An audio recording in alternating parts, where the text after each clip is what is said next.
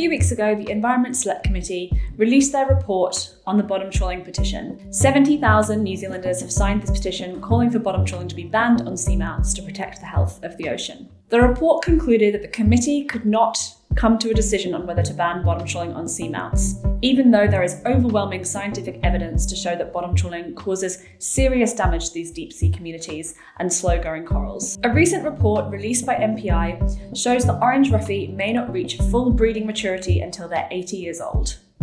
Orange roughy are a key species that are trawled on seamounts, and if they are reaching maturity far later, it calls into question the entire sustainability of the fishery. In addition, this report shows that key spawning plumes, areas of breeding orange roughy, have disappeared from some seamounts that have been heavily trawled. We need to stop bottom trawling on seamounts. If we don't, we could face fish population collapse and more biodiversity destruction. Greenpeace is going to continue to campaign on this issue. We know that to protect the future health of the ocean, we must ban bottom trawling from seamounts, and 80% of New Zealanders agree with us. Last week in Lisbon, Portugal, the United Nations held their Oceans Conference. At this conference, an alliance was formed between Palau, Fiji and Samoa, who are standing against deep sea mining and calling for a moratorium worldwide. Following that announcement, Tuvalu, Guam and Tonga all announced their support for the moratorium calls as well. And then even further, the French government announced support for a global ban on deep sea mining, which is absolutely monumental.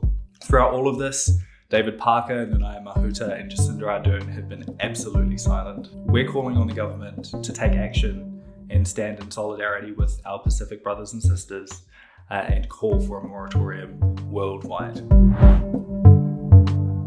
Tēnā tātou. Last week on Thursday, we delivered our petition to Parliament calling on the government to ban the single-use plastic bottle. It was both my pleasure and privilege to take the voices of more than 100,000 New Zealanders who are concerned about the plastic pollution crisis that we're in and want our government to take urgent and ambitious action. We took Birdie with us to Parliament. Birdie is a totowa that was crafted in remembrance of the totowa that died after swallowing a plastic bottle whole.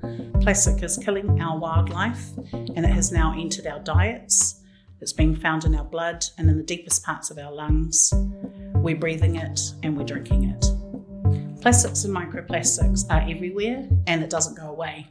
We can find it on our highest peaks and in the deepest parts of our oceans. Companies like Coca-Cola are selling to us here in Aotearoa 1 billion plastic bottles every year. So we know that bottles are one of the worst culprits. Fortunately, we know what the alternatives look like. So what we need is for the government to ban the single-use plastic bottle and mandate refill and reuse alternatives.